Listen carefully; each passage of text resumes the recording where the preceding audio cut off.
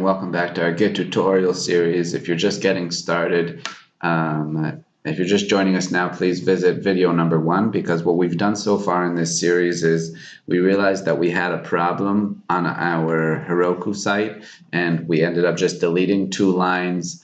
In order to do that, we created a brand new branch.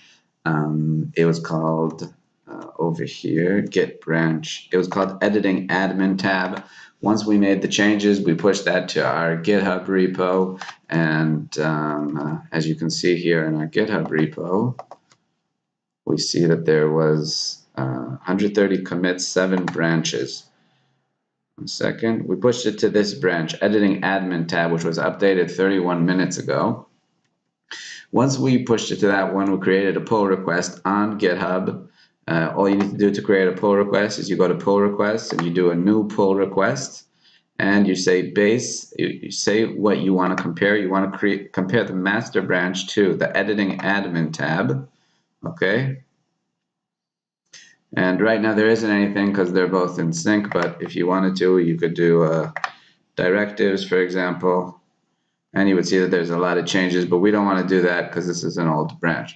So anyways, we compared those 2 branches, the master branch and the editing admin tab branch, and we saw that there were some changes. We created a pull request, which is pretty much like creating a push request, and then we ended up merging the 2. And then when we saw that there was the commit message of that was merged, as you can see here. Fixed admin tab 32 minutes ago. Once we did that, we went back into our command line and we went into the master branch and we pulled all the changes from the editing admin tab branch. We pulled that into our master branch. You could do that with this command, git pull. One sec.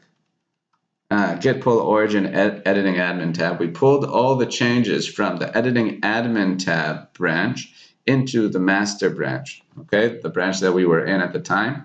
Master branch, once we did that, we were able to push everything to Heroku, and once we pushed everything to Heroku, we were finally able to remove those lines that we didn't want. So as you can see, everything worked, and that's pretty much a good flow for you to follow. In summary, you can create a new branch every time you want to create a new feature or do a specific fix.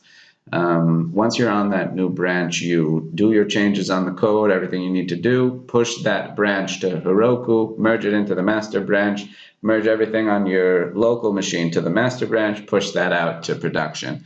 So that's pretty much the summary of these GitHub videos. We may continue with a couple more complex subjects in the past in terms of GitHub, but pretty much I recommend just Google searching everything that you need. Sometimes you might need to pull a specific commit from your GitHub repo to your local machine, and then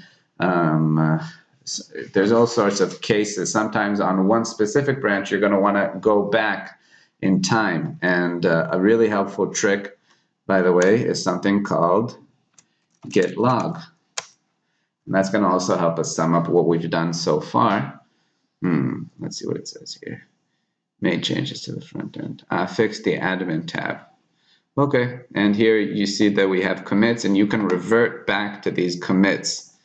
You could do a git revert and so on. We may cover that in a future video. So hope you guys learned something. If you have any questions about what we've covered so far on Git, feel free to let us know in the comments.